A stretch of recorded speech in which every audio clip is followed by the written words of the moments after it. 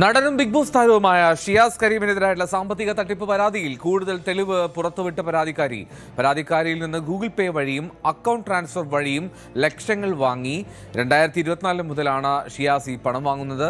ഷിയാസിന്റെ അക്കൗണ്ടിലും കുടുംബാംഗങ്ങളുടെ അക്കൗണ്ടിലും പണം എത്തിയിട്ടുണ്ട്. 1 ലക്ഷം രൂപ വരെയുള്ള തുകകളാണ് അക്കൗണ്ട് വഴി കൈപ്പറ്റിയത് എന്ന് പരാതിക്കാരി പറയുന്നു. നവമി ദിനേശ് വിവരങ്ങൾ നൽകും. നവമി, അതിങ്ങനെ ഓരോ ദിവസവും പുതിയ വെളിപ്പെടുത്തലും പിന്തുണകളും ഒക്കെ നീങ്ങുകയാണ്. എന്താണ് പരാതിക്കാരിയുടെ പുതിയ ആരോപണങ്ങൾ, അല്ലെങ്കിൽ എന്തൊക്കെ തെളിവുകളാണ് അവർ പുറത്തുവിടുന്നത്?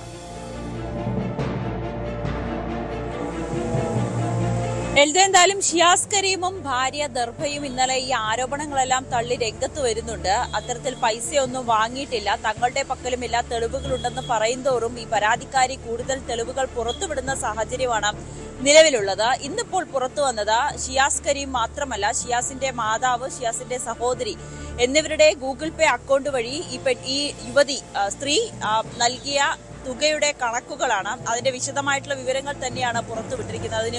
അത് ന്യൂസ് 18 ലഭിക്കുകയും ചെയ്തിട്ടുണ്ട്. 1 ലക്ഷം രൂപ വരെയുള്ള ട്രാൻസാക്ഷൻ ആണ് ഇതിൽ നടന്നിരിക്കുന്നത്. അത് ബാങ്ക് ട്രാൻസാക്ഷൻ, ഓൺലൈൻ ട്രാൻസാക്ഷൻ ആയിക്കോട്ടെ, ഗൂഗിൾ പേ വഴിയുള്ള ട്രാൻസാക്ഷൻ ആയിക്കോട്ടെ, ഇതിന്റെ എല്ലാം വിശദമായിട്ടുള്ള വിവരങ്ങളാണ് പരാതിക്കാരി പുറത്തുവിട്ടിരിക്കുന്നത്.